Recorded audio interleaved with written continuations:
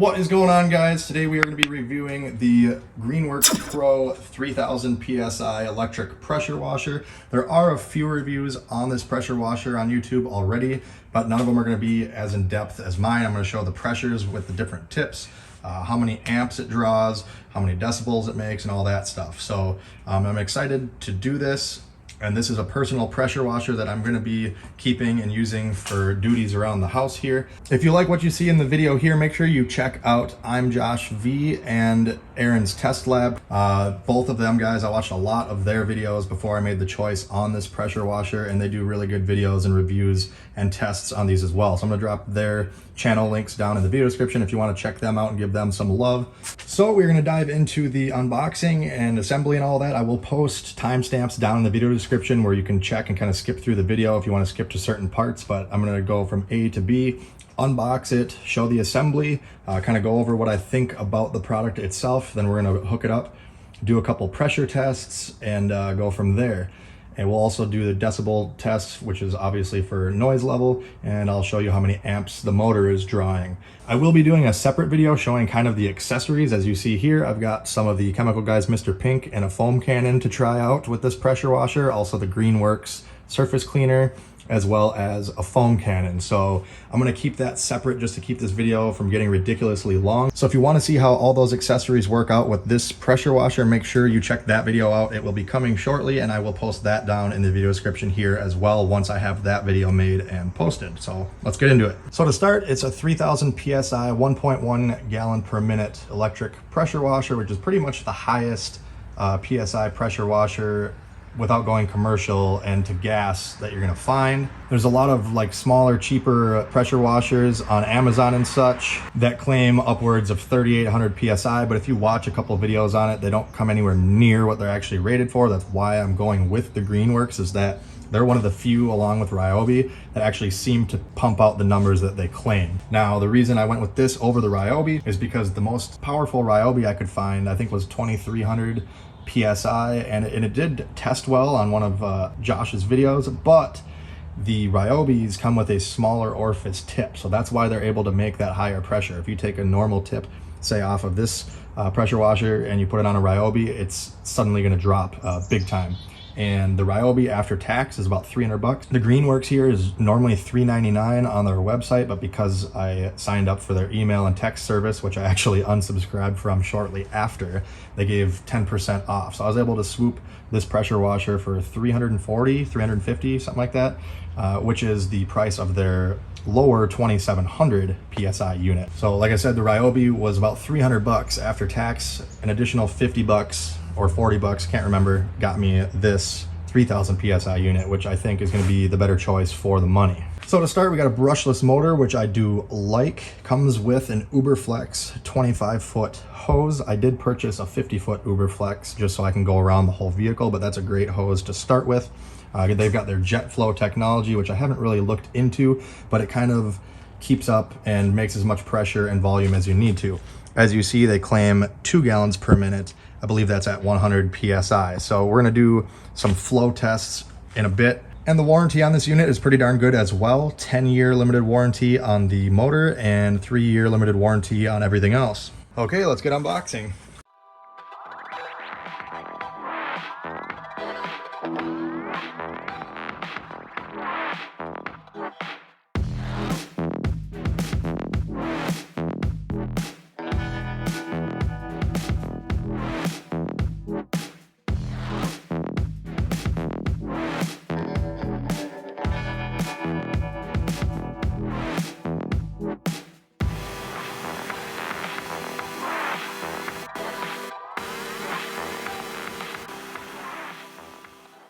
So there's a lot of things I like about this pressure washer and very few things that I don't like. One of the things I do like is that this piece here that goes between the handles and holds all the nozzles is metal.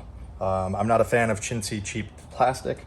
Has your 40, 25, and 15 degree tips, your soap tip, and the turbo nozzle. Also has a little bungee here that holds your pressure washer hose. And we already kind of covered this, but like I said, comes with a 25-foot Uberflex hose, which is a non-kink design. This and the Flexzillas get really good praise. So if you're gonna get an aftermarket pressure washer hose in like a 50-foot, that's a little bit longer, I recommend the Uberflex or the Flexzilla. Now the pressure washing wand itself, I also like rear feed. A lot of them come in the front here. I don't know why, but I think the rear feed is a good choice. And it's also got a nice rubberized coating kind of on the handle and the trigger. So that's nice. And I believe this is stainless. Either way, nice steel, no plastic. I've seen a lot of them. My Snap-on pressure washer has a plastic wand. This is definitely gonna be tougher. Some other nice features are gonna be the wheels. They're nice and big. There's a little bit of wiggle to them, but not a whole lot. The Ryobi has a lot more to it, so I like that. There's also a lot of brass on here that you're not gonna have to worry about corroding or anything. Brass makes for good fittings. It also has a heavy-duty black anodized aluminum axial cam pump, which again is pretty good technology that you're getting out of a residential electric pressure washer. Another thing I really like is the power cord. First, to begin with, a lot of pressure washers only come with like a 15 to 25 foot power cord. This is 35 feet, so you're already ahead right there. Also, it has the breaker right here, and then it necks back down to just a normal cord with the 2-prong plug. I really despise the ones that have the prongs for the outlet right here on the breaker because it takes up so much room, and you typically have to unplug everything else from that outlet to plug in your pressure washer. So I really like this design. It's far superior in my opinion. It also came with this nice little nozzle cleaner. Basically, if your nozzles get plugged up because they have such small holes in them, you can use this little piece of wire that it came with to kind of just poke through it and unplug your nozzle tip. The handle is just gonna slip on like so. Then you're gonna have 2 black carriage bolts that have a square on the end here. Those are gonna go on the inside and come towards the outside. There's squares on the handle here that match the square on the bolt. There is, however, a proper orientation for these bolts. As you see, it's not exactly sitting flush here. So what I'm gonna do is push it back out, rotate it 90 degrees, and push it back in, and now you can see it conforms to the roundness of the tube much better.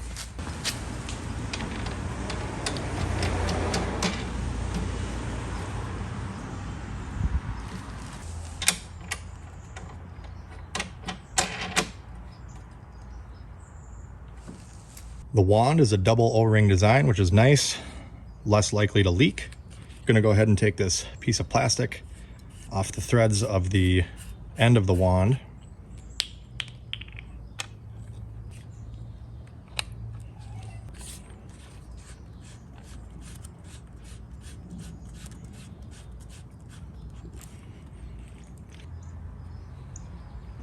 Take this plastic piece off and attach our hose.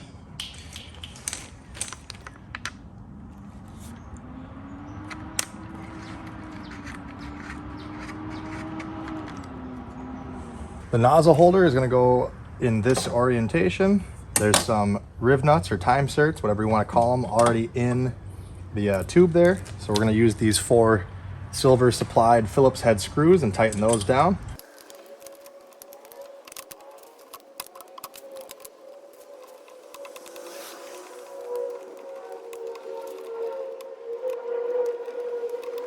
And the tips are just held in place by these rubber grommets, so they're easy to remove and install. Slight boo-boo there, guys. I did have to take these 2 screws back out because I forgot to put this piece on. I guess I thought it went like that, but it actually goes here underneath the plate with this cradle facing upright, just like the hose holder, and then reinstall and tighten the Phillips head screws. All right, there we go. Now I'm gonna set the unit upright so you can see this part a little bit better.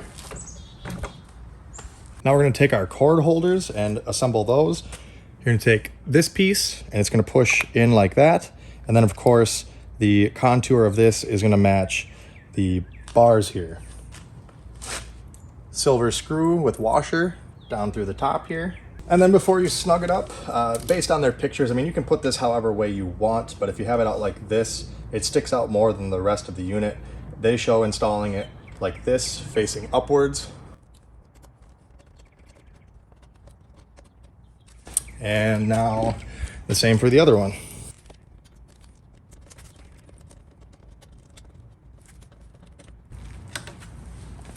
Now we can take the twist tie off of the power cord and wind it up.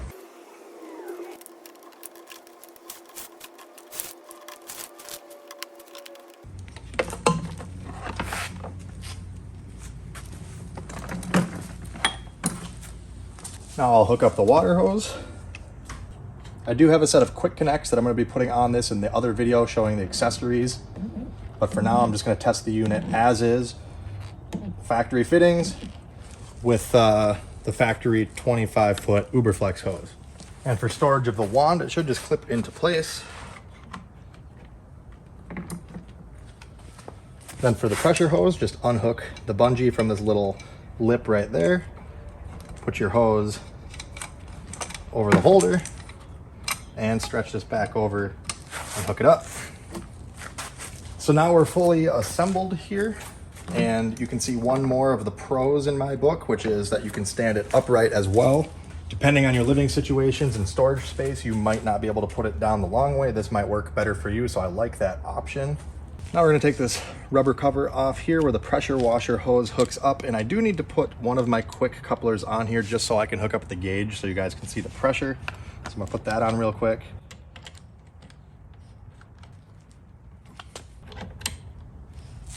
Now I will hook up the pressure hose.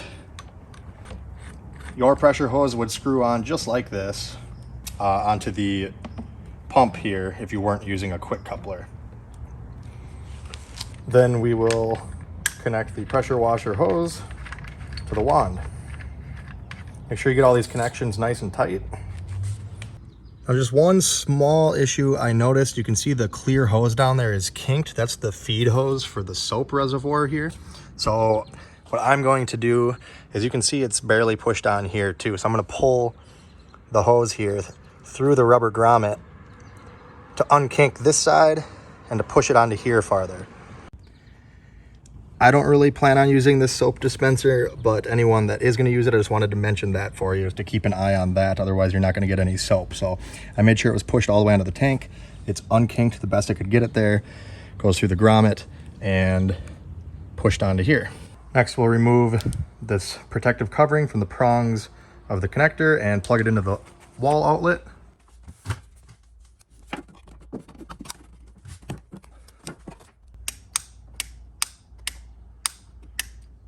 And then we're going to turn the water hose on before we do anything else.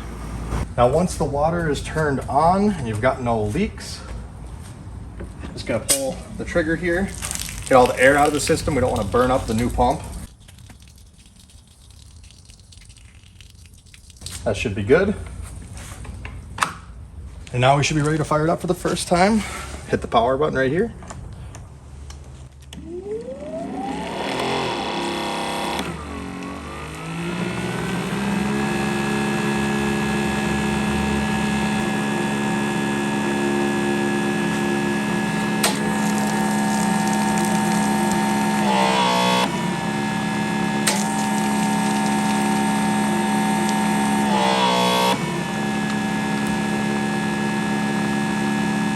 All right, so we're looking at just under 2,600 PSI for the Greenworks Pro 3,000 PSI pressure washer. That's how much pressure we're building just as it sits with no nozzle on it. So not quite what it's rated for, but like I said, a lot of the other cheaper ones don't even come close. So at least, you know, this is within a couple hundred PSI of what it claims. Also note that this is actually a pretty quiet motor. Again, it's a brushless and it's an idle unit. So it's always running even if you're not pulling the trigger. I believe I read one of the replies from Greenworks customer support, and they said if you're not going to be pulling the trigger for over 5 minutes, that they recommend turning it off just to prevent any sort of damage to the pump. But it does idle even when you're not pulling the trigger. So let's go ahead and get a decibel reading on this thing.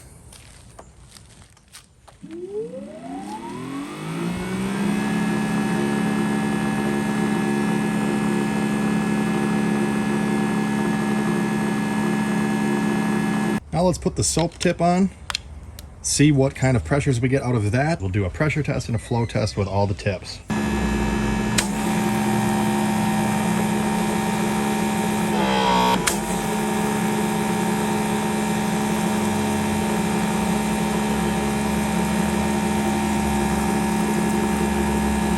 So not enough pressure to register on the gauge, which doesn't surprise me. Soap typically uses a very low pressure. That's how the system works. It uses low pressure to kind of suck the soap out of the reservoir. I would guess probably around the 100 PSI range, but that's a little too low for this to read. And as you saw, it was in the 71 to 72 decibel range. So now we're gonna go ahead and do a flow test. So nothing too scientific here. I'm just gonna use the stopwatch on my phone. I'm gonna start it as soon as I pull the trigger. We'll go 1 minute and then measure how much water went into the bucket.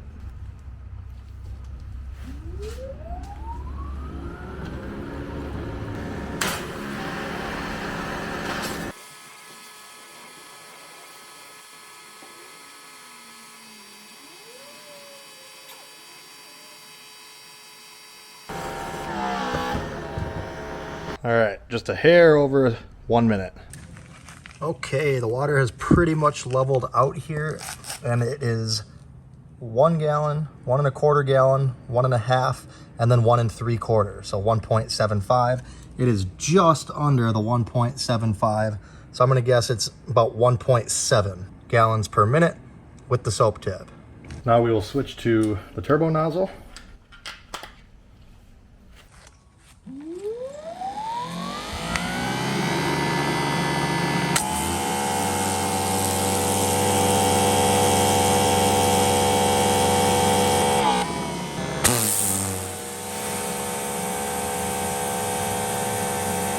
All right, looks like we had about 77 to 78 decibels with the turbo tip and just under 1200 PSI. Now let's see how many gallons per minute we can get with the turbo nozzle.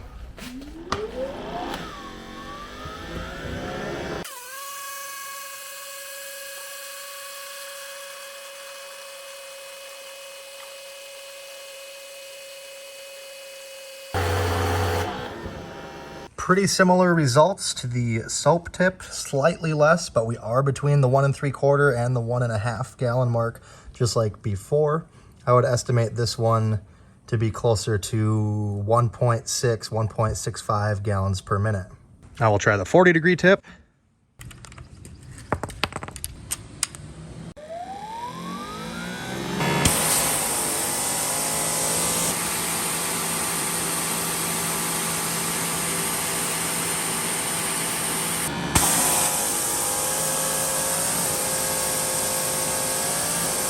We're gonna go ahead and do the flow test now with the 40-degree.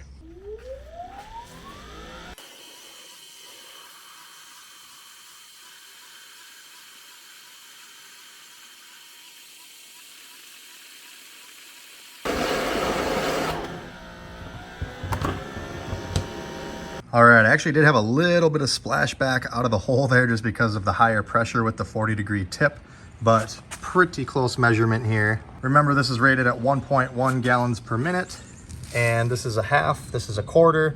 So we're between 1 and 1¼ gallons. So this is gonna put it somewhere between 1.15 and 1.2 gallons per minute. Now the 25-degree tip.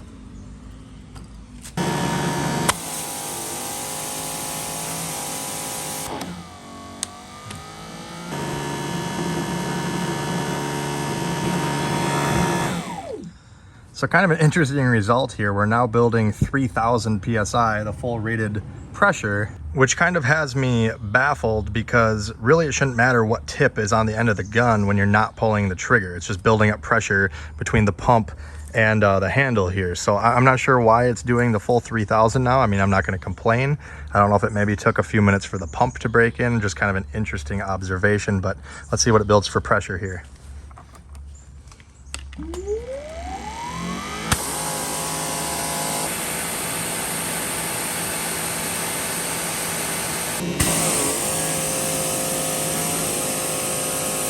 So now let's do the flow test.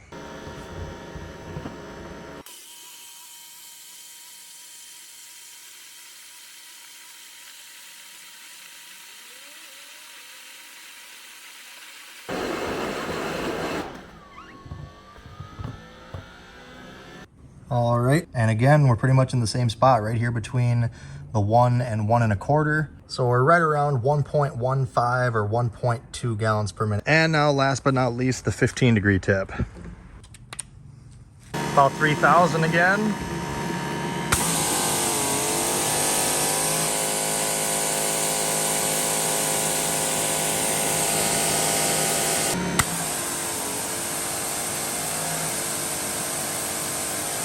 Flow test time.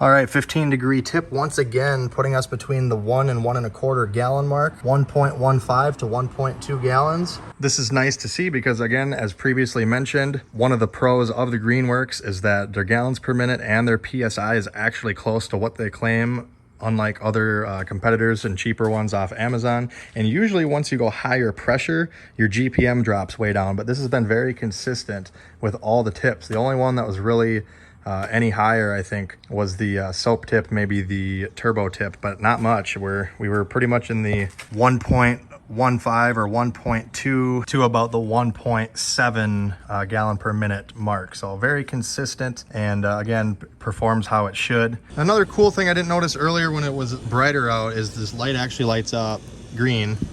I don't know if you can tell.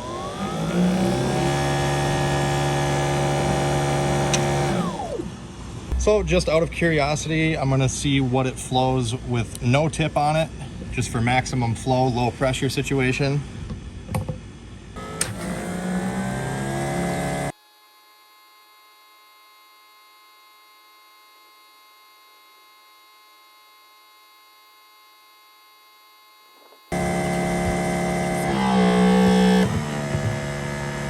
Okay, and we are just under 1 3/4 gallons. We're probably at 1.7, 1.73. We're really close to that 1.75 mark, but still not 2 gallons per minute.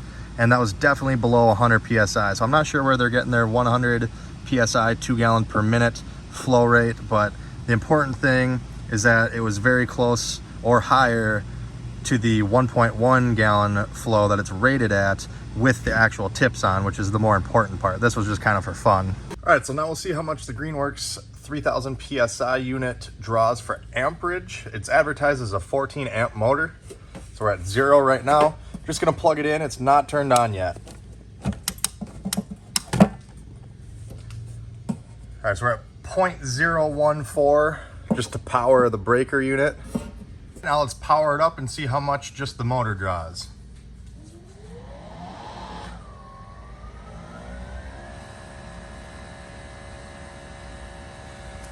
All right, so as you see there, it surged a little bit, but we're hanging right around 4.5 amps in idle mode. Now I'm gonna go pull the trigger. I've got the 40 degree tip on there. I don't know if it matters. I'll try a couple different degree tips. We'll see what it draws when I pull the trigger.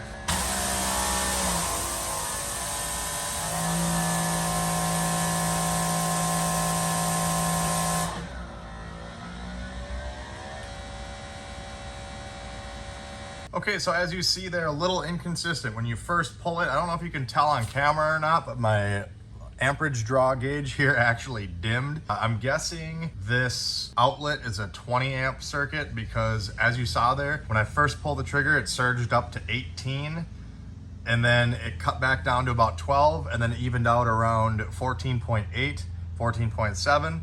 Then I let up on the trigger again, pulled it again, and it actually surged up to over 19, then dropped back down to 11 and then equaled out around the 14.7 again. So if you only have a 15 amp breaker in your garage or wherever you're plugging this in, you're definitely gonna have to unplug everything else, and that power surge could potentially trip your 15 amp fuse since it drew 18 or 19 amps there for a split second. So it's gonna be very close. I would recommend a 20 amp circuit for this. I know the Greenworks 2700 draws pretty close as well. Like I said, I don't know if that draw time, just real quick surge of 18 or 19 will trip a 15 amp breaker or not, but it's really close. So highly recommend 20 amp. We're gonna switch tips now. I'll go to the 25 degree tip from the 40.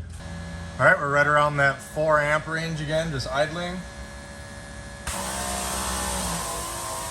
Surged up to 19 and dropped down to 11 again. Right under 15 volts.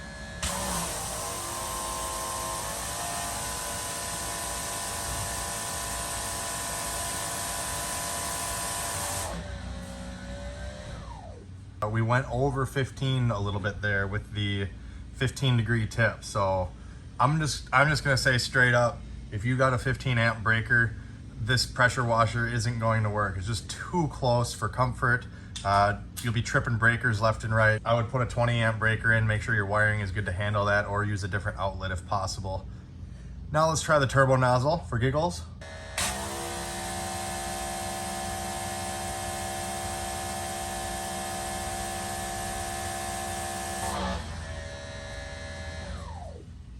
Only 12 to 13 amps for the turbo nozzle. All right, interesting. So as you can see there, the pressure does kind of correlate with the amperage draw.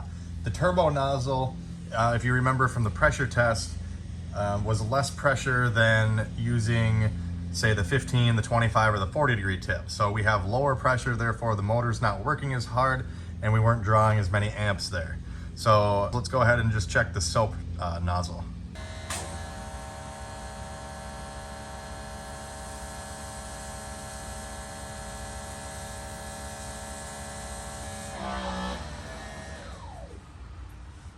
All right, again, as you see, more flow, less pressure, less amperage. So only about 5.7, 5.8 with the soap tip. Also with the Greenworks 11-inch surface cleaner, we're at about 13 amps.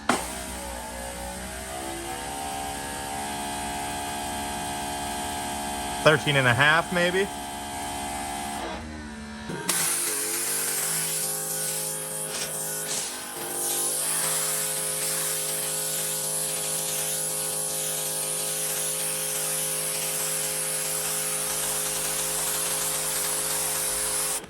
And just tried it out real quick on the concrete here with the 15 degree tip. The water hasn't even dried yet, and already you can see a pretty night and day difference. And I didn't even consider this concrete to be very dirty. So I'm pretty excited to see how the surface cleaner does on our patio and back, because it's worse than this.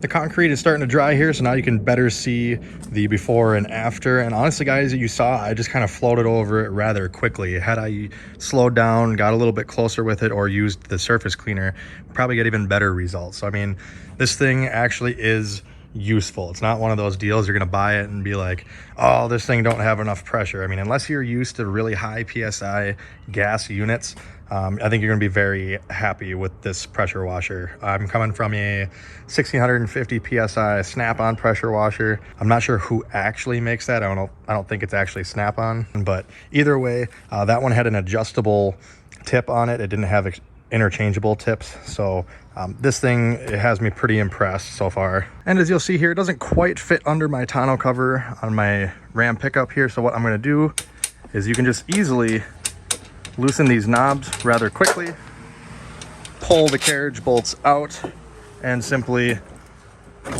lift this off for transportation. And it's not, you know, too heavy.